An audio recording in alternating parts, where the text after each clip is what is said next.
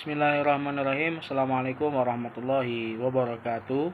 Perkenalkan, nama saya Dimas Pandu Andriatma. Di sini saya akan menceritakan biografi salah satu ilmuwan yang bernama Ibnu Sina. Simak sampai akhir ya. Nama asli Ibnu Sina adalah Abu Ali Al-Husain bin Abdullah bin Sina. Di dunia barat lebih terkenal dengan nama Avicenna. Ibnu Sina lahir di Afsanah, dekat Bukhara, sekarang wilayah Uzbekistan, tanggal 22 Agustus 980 Masehi. Beliau merupakan filosof Islam termasyhur. Ibnu Sina memiliki gelar Syekh Ar-Rais, pemimpin orang-orang bijak. Ibnu Sina dibesarkan di tengah-tengah lingkungan keluarga Syiah Ismailiyah. Ibunya bernama Setareh, berkebangsaan Turki, dan ayahnya Abdullah, berkebangsaan Arab Persia.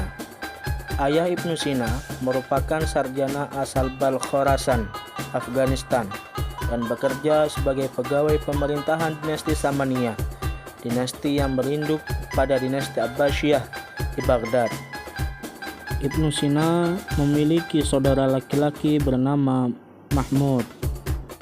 Pada usia 10 tahun, Ibnu Sina telah mampu menghafal Al-Quran dan juga tata bahasa. Lalu ia mempelajari logika dan matematika. Pada usia 16 tahun, beliau telah banyak mengetahui ilmu pengetahuan, sastra Arab, fikih, ilmu hitung, filsafat, bahkan ilmu kedokteran. Profesinya di bidang kedokteran dimulai saat beliau berusia 17 tahun. Kepopulerannya sebagai dokter bermula ketika berhasil menyembuhkan Nuh bin Mansur, salah seorang penguasa dinasti Samaniyah. Ibnu Sina meninggal dunia pada tahun 1037 Masehi atau 428 Hijriah dalam usia 58 tahun karena terkena penyakit dingin, sehingga ia tidak dapat berdiri ataupun berjalan, dan Ibnu Sina dimakamkan di Iran. Ibnu Sina tidak pernah mengalami ketenangan dalam hidupnya, dan di usianya pun tidak panjang. Meskipun banyak kesibukan dalam urusan politik, ia berhasil mengarang beberapa buku. Kesuburan hasil karya ini disebabkan karena beberapa faktor, di antaranya yang pertama, ia pandai mengatur waktu. Waktu siang digunakan untuk pekerjaan pemerintah, sedangkan waktu malamnya untuk mengajar dan mengarang. Bahkan lapangan kesenian tidak ditinggalkannya. Kemudian yang kedua, kecerdasan otak dan kekuatan ingatan yang tidak sedikit artinya bagi kepadatan karyanya. Ia sering menulis tanpa buku referensi, dan pada saat kegiatannya tidak kurang dari 50 lembar yang ditulis sehari-hari.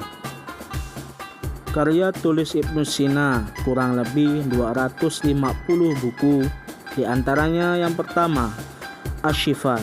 Buku ini adalah buku filsafat yang terpenting dan terbesar, dan terdiri dari 4 bagian, yaitu logika, fisika, matematika, dan metafisika. Kemudian ada An-Najat. Buku ini merupakan ringkasan buku Asy-Syifa. Karya tulis ini ditunjukkannya khusus untuk kelompok terpelajar yang ingin mengetahui dasar-dasar ilmu hikmah secara lengkap. Kemudian ada Al-Syarat wa Tanbihat. Buku ini mengandung uraian tentang logika dan hikmah. Kemudian ada Al-Hikmah Al-Masyriqiyah. Buku ini banyak dibicarakan orang karena tidak jelasnya maksud judul buku, dan naskah-naskahnya masih ada yang memuat bagian logika. Ada yang mengatakan bahwa isi buku tersebut mengenai tasawuf, tetapi menurut Charles berisi filsafat timur sebagai imbangan dari filsafat barat. Kemudian ada Al-Qanun atau Canon of Medicine. Menurut penyebutan orang-orang barat, buku ini berisikan ilmu kedokteran yang terbagi atas 5 kitab dalam berbagai ilmu dan berjenis-jenis penyakit dan lainnya. Baiklah, demikian tadi sudah kita lihat biografi singkat tentang Ibnu Sina.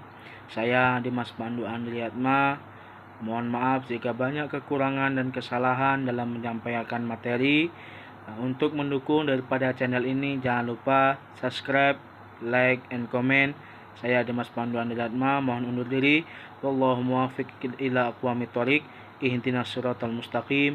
Assalamualaikum warahmatullahi wabarakatuh.